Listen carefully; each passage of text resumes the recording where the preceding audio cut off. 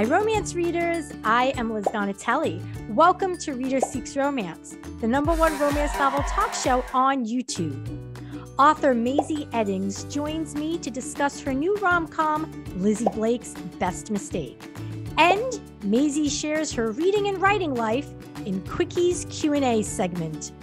Enjoy, and be sure to like, comment, and subscribe.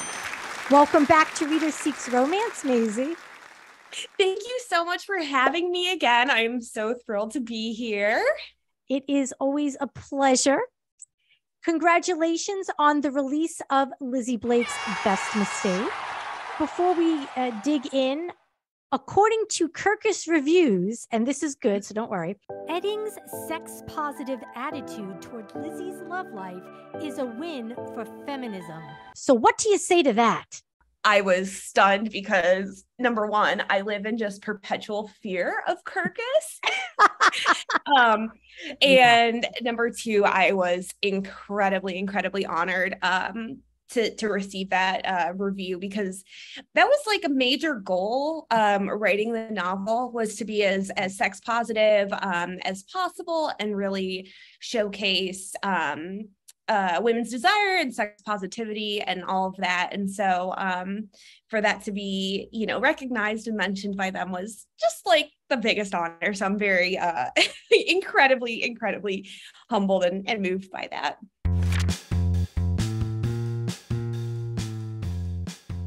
LIZZIE Blake's Best Mistake is, it follows our titular character, Lizzie Blake, who is a baker with a larger-than-life personality, and she also has relatively unmanaged ADHD.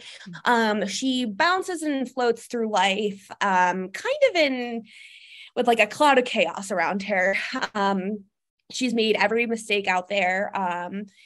Kitchen fires, pyramid schemes, bangs of the human and hair variety.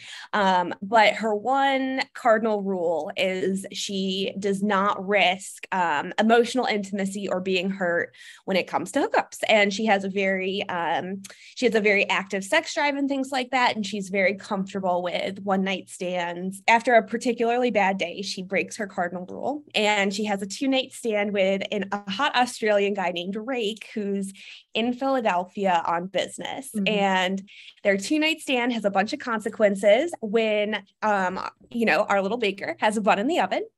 And so the two have to navigate co-parenting and like being totally platonic roommates and things like that, right. While living in a studio apartment with 1 bed, 1 shower, no doors. Mm-hmm. And then, it's also has some wild hijinks where Lizzie ends up in an erotic baking scheme. And it's a lot of chaos all the time. And it's my love letter to ADHD individuals. How tempted were you to write a secret baby plot instead of unexpected pregnancy? I was not tempted whatsoever, to be honest with you. I secret baby lifts my blood pressure so high. I couldn't do that to myself. There's no way I could write an entire book. And also I'm just really terrible at keeping secrets. So I can't expect my characters to be good at it either. I need to talk about everything all the time. That's a good point. Yeah. Yeah. So I couldn't do it. I didn't want to make my characters do it. No, but I think to me, I have read historical romances where the secret baby plot really works.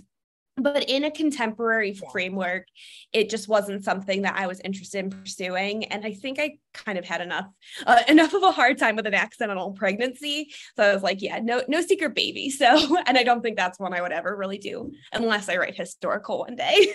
Because you had people that were constantly just spending time in the country, where it's true.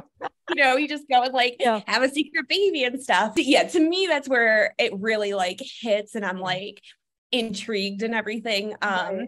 But yeah, that's just my take on it. I'm not here to yuck anybody's yum. Where were you and what were you doing when the idea for Lizzie and Rake's love story materialized in your mind? I wish I had solid answers for this. But honestly, I think I spend so much of my day daydreaming and just like kind of thinking that it's really hard for me to pinpoint exact moments. So Lizzie was a side character in my debut, A Brush with Love. And from the moment I met her, I loved her. She was so vibrant. She was so loud. And I think I got about halfway through A Brush with Love when she started being like, I think it's my turn now. And so I was starting to get ideas and stuff. And, you know, it's really funny. Originally, when I was drafting A Brush with Love, everybody in the friend group was in dental school. And so my editor was like, when she bought the book, she's like, listen, we can maybe get away with one book about dentists, but we cannot do a whole series on it. She's like, it just won't sell. And I was like, you know what? You're right. That's so true. And so then I thought about it and I realized that, you know, because I had this interest in kind of looking at, you know, a really, really messy woman also being a doctor, and how we kind of like look at doctors, as these like very put together people in society. And so many times, like behind the curtain, they're just as messy as everybody else. Yes. But then I thought about it more, and, you know, I think Lizzie shines better in a very like creative field. And so baking just felt very right for her. But yeah, when she had first when her own story had popped into my head, I knew that there was going to be some sort of like forced situation between her and Rake where they have to spend time together, but there's not, you know, but they're like trying to do it platonically. And it originally, like at very first ideas, I thought they were going to be a marriage of convenience, where he needed citizenship, but like I just played with that and I realized it wasn't right for them. And so then I was like, and then Lizzie herself just ended up getting pregnant. So I had nothing to do with it. It was all her. I was just along for the ride. Well, it's interesting that you mentioned that, because that is a good segue for my next question. You mentioned, because I did my homework, you mentioned on Think Inclusive podcast that, and here's a quote because I read the audio transcript. There's like a very big separation between me and my characters. I feel like I'm just a scribe and they're just telling me what I have to put down on paper. So, and you just mentioned that you had nothing to do with the pregnancy. So Lizzie, what's something that Lizzie told you to write that wasn't originally planned? Apparently the accidental pregnancy. So how did that work? Was she just like, hey, I need to be pregnant? Like, how did that go down? The way that I don't plot books ahead of time. And I don't even write in order. And I think a lot of the reason why I'm able to keep going, especially as someone with ADHD, where it's like there's this huge need for kind of like instant gratification and things like that. And like writing a novel has no level of instant gratification because it takes forever and every part of it is just like terrible, it feels like sometimes. But I think the way that I'm able to push through is because I keep it a surprise for myself almost, where it's like, I do feel this disconnect from the characters in the sense that they are very much their own autonomous beings. And I really am along for the ride and I'm just glad to be there.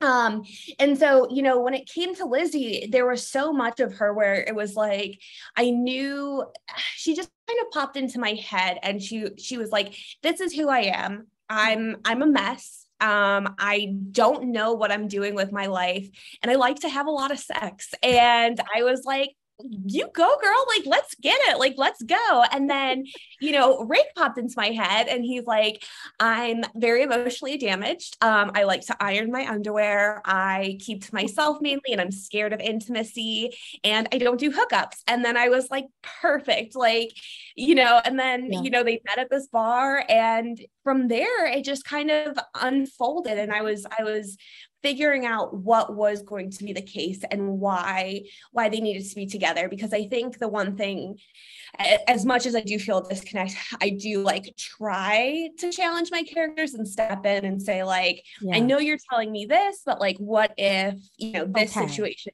happened?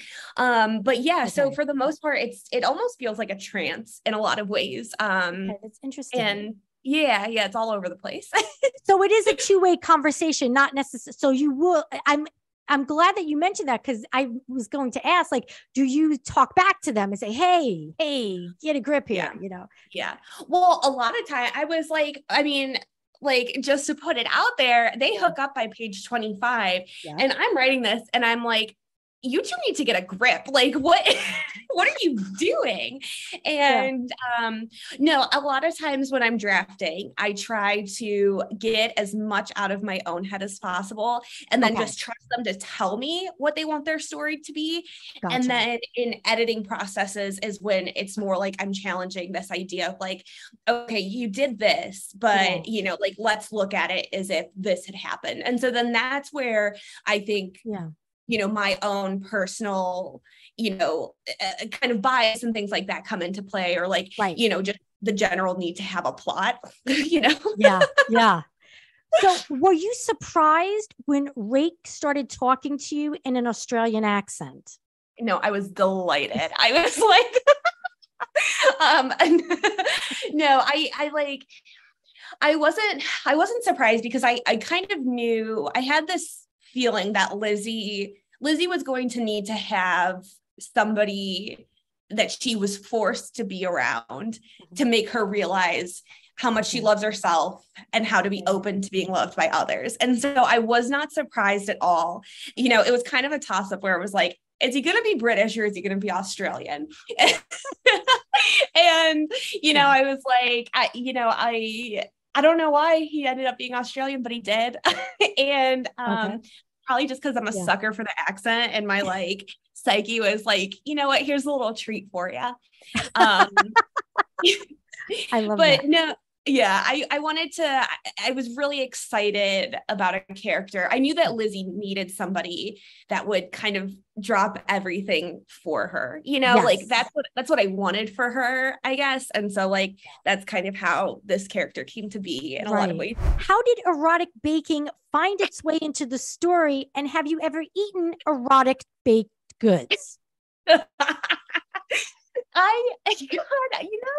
I wish I knew, because, okay, I looked at Lizzie and I was like, you know, Bernadette was another character that popped into my head who was very bizarre and kind of kooky, and I really loved her.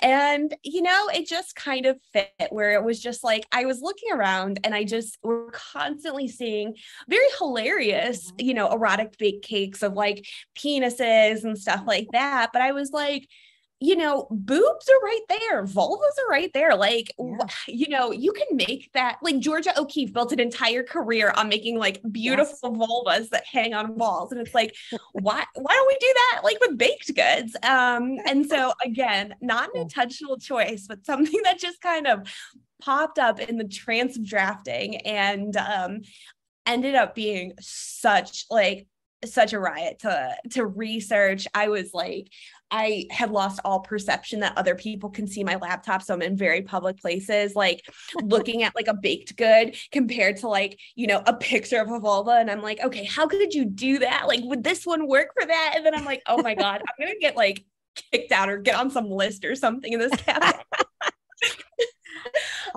No, but I also wanted it to be an extension too of like of Lizzie's personality and how she is very sex positive, and you know, her sex life is almost a form of self-care. And I also just think that we need to normalize having bodies, you know, and not be like afraid to kind of admit that everybody has a body. My final like tour event at Malaprops bookstore, which is my indie bookstore in Asheville, somebody made vulva cupcakes, and they were gorgeous, and they were light blue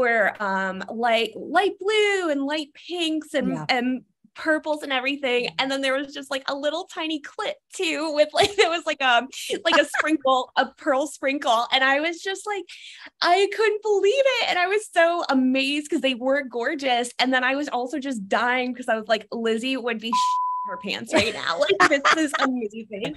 So in your acknowledgements, you state that every brain is beautiful and they all deserve love exactly as they are. And you dedicate the novel to anyone who's been told they're too loud, too emotional, too much. You are the perfect amount of enough. When I read your work, I personally feel cared for and seen. So how do you take care of yourself?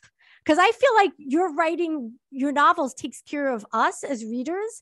And I'd like to think that you're taking care of yourself. So what do you do? What are some of your self-care, practices when you write? That's a really good question. And you know what? I would say that's probably, one of the things that I mean, there are so many things that I could be better at, but one of the things is taking care of myself, because I do love taking care of other people, and it kind of is my default. And in so many ways, writing is exceptionally cathartic, and it feels really, really good to sit down with a blank page and kind of see the power of words and the power of storytelling and the power of romance. Romance novels are so unbelievably special. And I feel very lucky to get to write them. And so while I do have to, there are times where I feel very burnt out from like the emotional energy that goes into the books. I do try to remind myself how much it's worth it to connect with people in this way. But in so many other ways too, I think like my personal forms of self-care are reading and loving the romance genre. Yeah.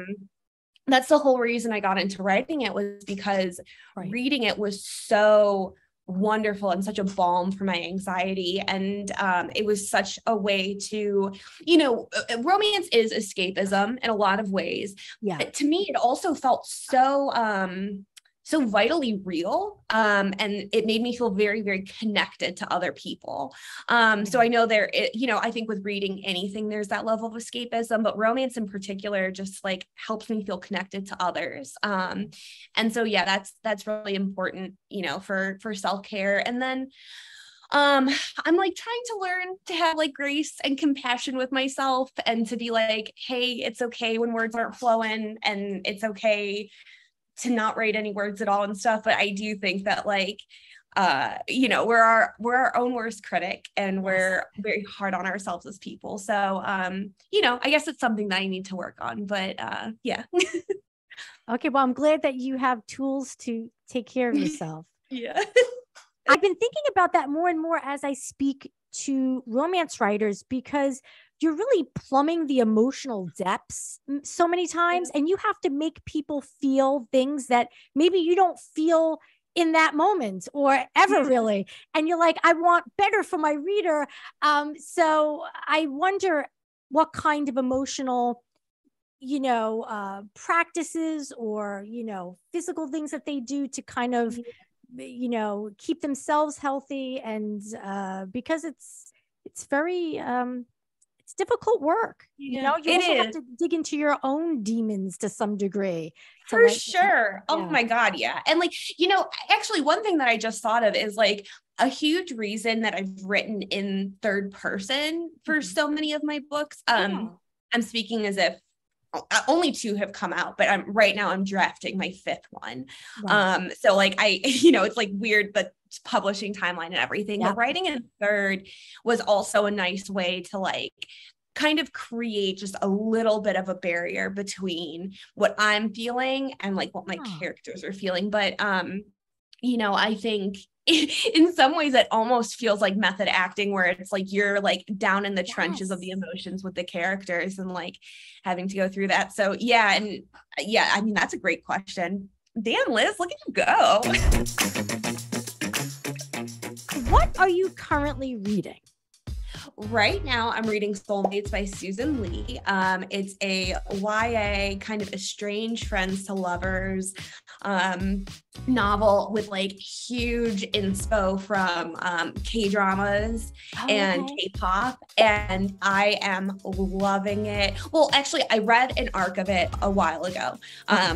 Like a very long time ago, but I'm doing an event with Susan at the Rip Bodice in LA at the end of the month. And like, I feel very lucky because reading it again, it almost feels like I'm reading it for the first time. It's just like so fresh, so fun. So really loving that. And then what else am I reading? It's funny because right now I'm like reading a lot of arcs that I can't like technically talk about yet. Because I'm doing like blurbs and stuff. So I'm just going to do that little author flex right there. Nice. But another one that I cannot stop thinking about is Ava Wilder's second book, which comes out in 2023. So we have a bit of time before it, but it's called Will They or Won't They? And it's about two co-stars that like everybody in the world ships together and wants to be together so badly. And they hate each other because of a secret relationship gone very wrong, like almost a decade prior. And I sent just like audio message after audio message, just screaming at Ava, where I was like, how dare you write something this good? I hate you. I love you. I'm like, it's so hard to be your friend because you are so good at writing. Like, this is obscene. Like, you know, it was one of those books where I was just like, if I didn't love her as a person, I would hate her because I'd be so jealous of what she can accomplish. So, you know, keep your eye out on that one. So what's the last book you read? Oh, I guess that one technically, but you know, just to put another one out there, I read, you know what I did a reread of? Devil in Winter by Lisa Kleypas. Really? Did you? Yeah, it's a personal fave. I return to that all the time. I love that book so much. And I think it's just really clever storytelling, and you know, Lisa Kleypas has like such sharp, witty dialogue too. So I'm such a fan of her. So have you ever met her? Oh my God, no, I would die. I would actually lose it. Like I want to, but then I'm also like, no, there's no way, because I would embarrass myself so badly, because like I'm like a mega fan in a safe way, but not in a way that would like seem safe if I met her, like, because I would just be screaming the whole time. No, but like I spent, you know, a good chunk of like the first couple months of the pandemic, my like big escape and like my big hobby, while everybody else was like baking or, you know, making masks, I was collecting first editions of all of her books. And so like, I've read not all of her backlist, but a huge chunk of it. And I'm just like, I would lose my Which book is on your to be read pile? Oh, okay. This one I'm very, very excited about. It's called Vanessa Jared's Got a Man by LaQuette, and it comes out this month actually, and I am so excited about that because I watched a panel with LaQuette, and she was discussing, you know, the friend group behind this book, and she was just such an amazing speaker too. And so like I left like the panel and I was just like, I was so jazzed and everything. And like, you know, she could do that with a 15-minute panel. I was like, you know, her book, like I can't even imagine how much power is going to be behind that. So that one is really high up there. And then I'm trying to think of another one. You know, I also, so a lot of times with like writing contemporary romance, historical romance is my escape. And so I'm kind of like working through a lot of kind of old school historical romances. So The Raven Prince by, I believe it's Elizabeth Hoyt. Yeah, that's pretty high up on my to be read pile as well. I have like 100 books I want to read and I can't think of a single one. Who is your top auto-buy romance author? Oh my God. Can I list like 20? If you were a character in a monster romance novel, which monster would be sure to sweep you off your feet? How do you know I wouldn't be the monster, Liz? Oh, I like that answer. Yeah. I like that answer. Okay. Yeah. So what monster would you be? I don't know, maybe I could be an alien. I could be an ice planet barbarian, or like, I don't know, I could be a kraken. I mean, this is just like total delusion because I'm not very good at being like a monster or authoritative. So I would be like a really like meek monster. So you'd be like a cinnamon roll kraken? Yes, that sounds about right. Or like a demon trying to make amends. Okay. Which is easier, writing the first draft or editing it? Oh my God, editing it is so much easier. So much easier. Okay. Yes. Like I'm really slogging through on first drafts lately. So I can't wait to get to an editing stage. Okay. What is your romance writing superpower? That's an interesting question. I mean, that's hard to say because I do have like very bad imposter syndrome. So I'm like, half the time I'm like, am I good at any of this? I think that I write, I like to think that I write good chemistry between characters, or like, I like to think that I show that they really care about each other, on a very fundamental level. And so, yeah, I would say that. You find yourself stuck at the midpoint of your work in progress. You can phone a friend to help. Who do you call? I call Chloe Lisa pretty much every step of the way during a book because she lets me cry and she lets me throw a little tantrum. And then she's like, your feelings are valid, but they're also not true. And no, she's one of my best friends in the world. And so, yeah, I call her and talk things out. And she's also always been so helpful through the editing process and stuff. And so, I tell her all the time. And then we also have this mutual friend named Megan, who isn't a writer. She's a voracious reader. And so, we're in a group chat together and it's like, I literally don't feel like I could finish a book without them. So yeah, those are my friends that I very often phone. Nice. What are you currently working on? Oh, okay. So I have a lot of stuff coming. The final book in like this universe, this friend group, comes out in April, and it's Indira's story.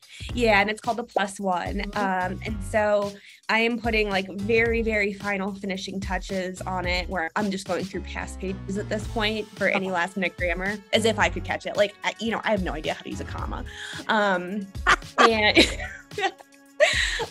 that is a childhood enemies to reluctant fake daters to lovers story.